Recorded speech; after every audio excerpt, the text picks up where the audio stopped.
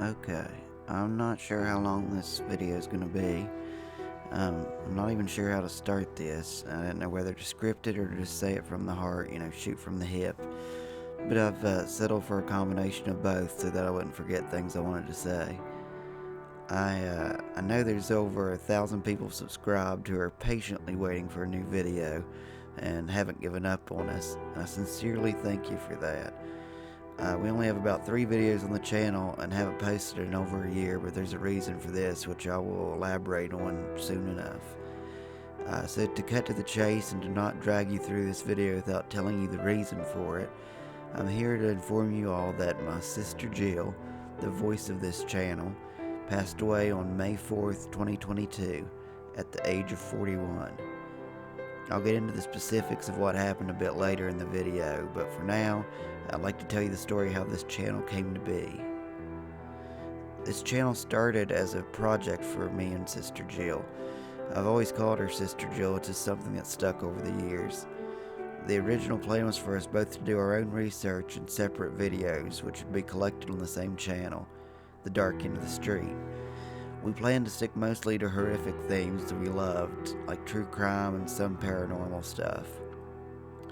Her and I both knew ridiculous amounts of information about serial killers and kidnappings and missing persons cases and all that. And we thought making videos on those subjects would be pretty easy. Once we dug into it, though, we quickly realized the level of research we'd had to put into each video. And we just had to keep putting research in until we were satisfied, and that usually took a while. Our goal was to hopefully make the most detailed account of the crime or murder that could be found on YouTube. Well, I began work on a Charles Starkweather video, which will probably be almost documentary length if I ever finish it. Sister Jill started making her own videos about crimes that interested her. The 3 or 4 videos that we made were mostly done by her, and she did them at a rapid pace. Part of it was fueled by the passion we had for true crime, but an equal part was the hopes we had of monetizing the channel eventually. The idea of getting paid for the hours we were putting into the videos, editing and research was a much welcome reward. The subscribers grew slowly, as did our watch hours, which needed to reach around 4,000 for monetization. We ended up reaching 4,000 hours of watch time fairly quickly, but the subscribers still hadn't grew enough to be monetized. I told Sis it would take time and wasn't an overnight thing, but she remained adamant that we needed to keep putting out stuff and not slow down. We weren't having money problems at the time and things were going alright, so I was more into working on the videos casually, but for her it was as if something was going to happen, like her body wasn't acting right and that we were working on a limited time frame. Of course, she didn't voice any of this, but in hindsight, that's the way it looks. Around October 2021, Sis started having swelling in her legs, which eventually worked its way up to her calves and thighs. Even though her sons and I frequently asked her to go to the ER or make doctor's appointments just to have them check on the swelling issues, she was afraid of what the doctors might tell her. So the months went on and the swelling got worse, eventually reaching into her stomach. We were having to help her around to the bathroom, in and out of bed, and I think that's when she finally realized that she wasn't getting any better and needed to go.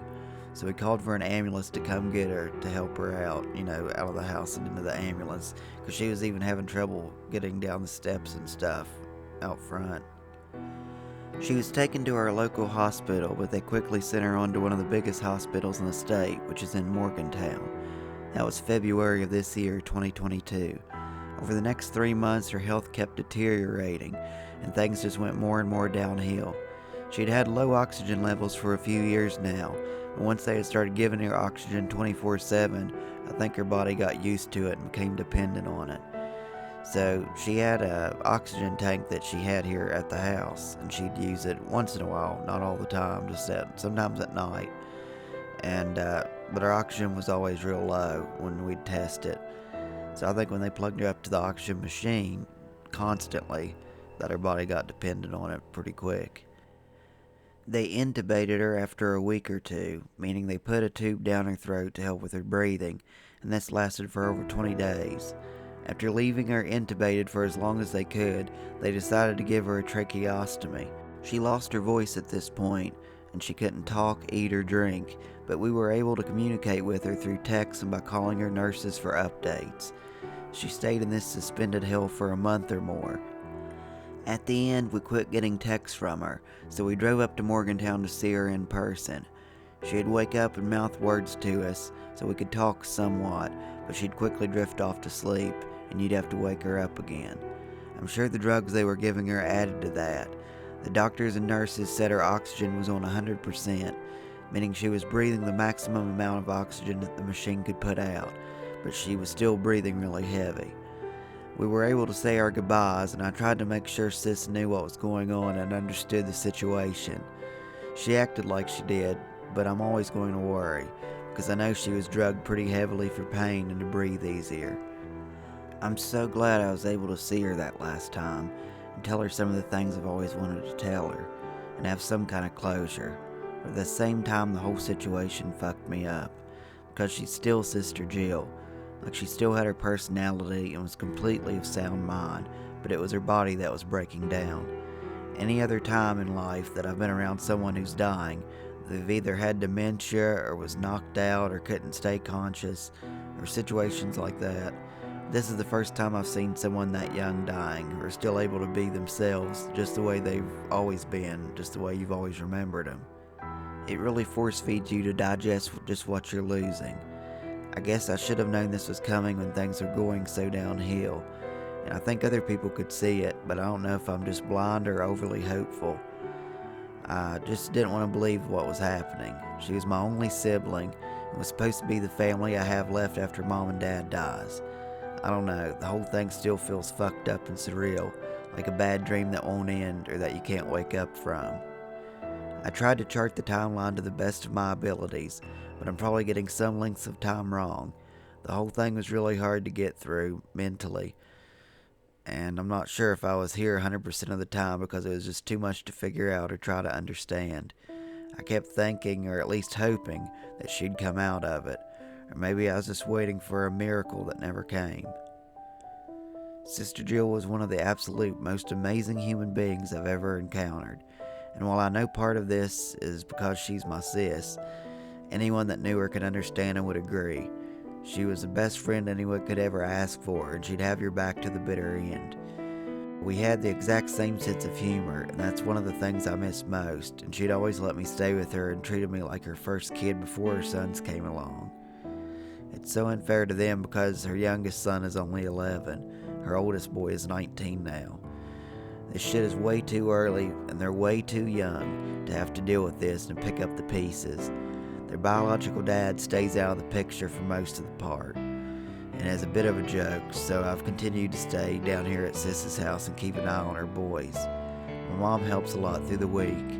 The whole thing is just a rough situation and feels like it shouldn't have ever happened, and I never would have expected this to be the outcome of things, or that I'd be the one to finish raising her youngest. Okay. There's air conditioning running in the background. You might hear that, but it's okay if you do. I just wanted to add this addendum to the end of the video to let everybody know, that I recorded the video like 2 years ago, the audio to it.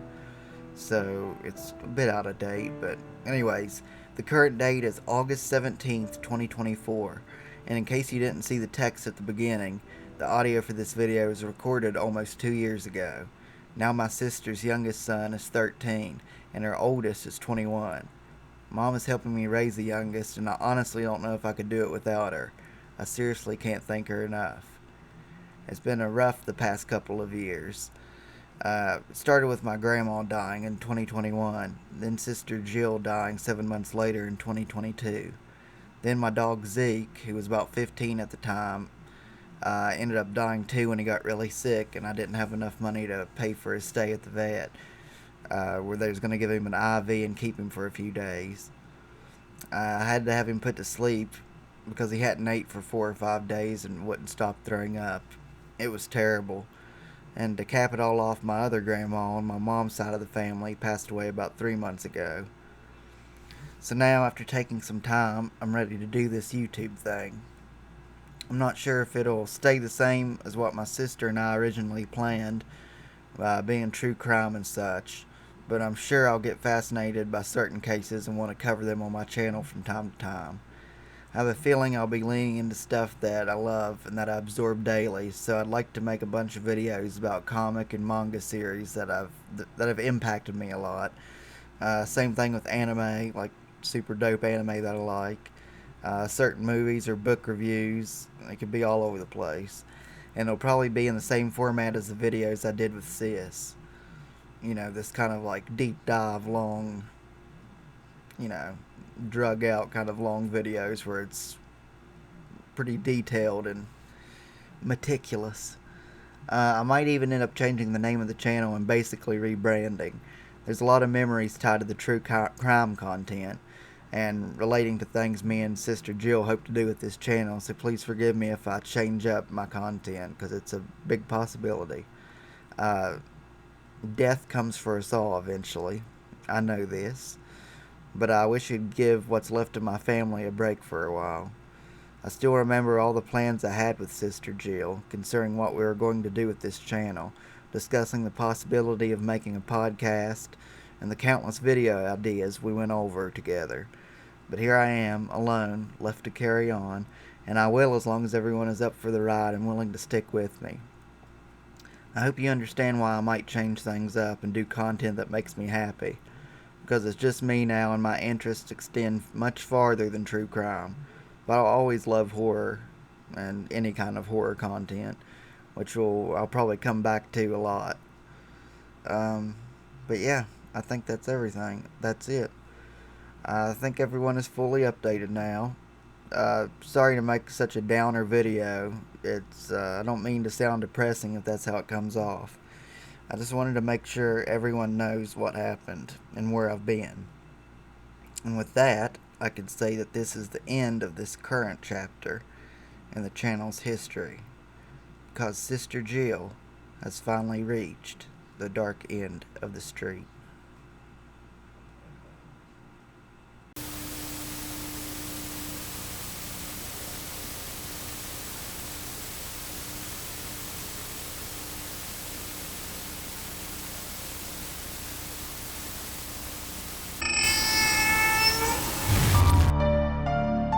The most prolific serial killer in U.S. history, strangling 93 women. Body was found last Wednesday morning, dismembered and burned. Raped, tortured, and murdered 33 young men and boys. An epidemic of serial killers. Federal law enforcement officials believe there are likely 100 serial killers out there at any time.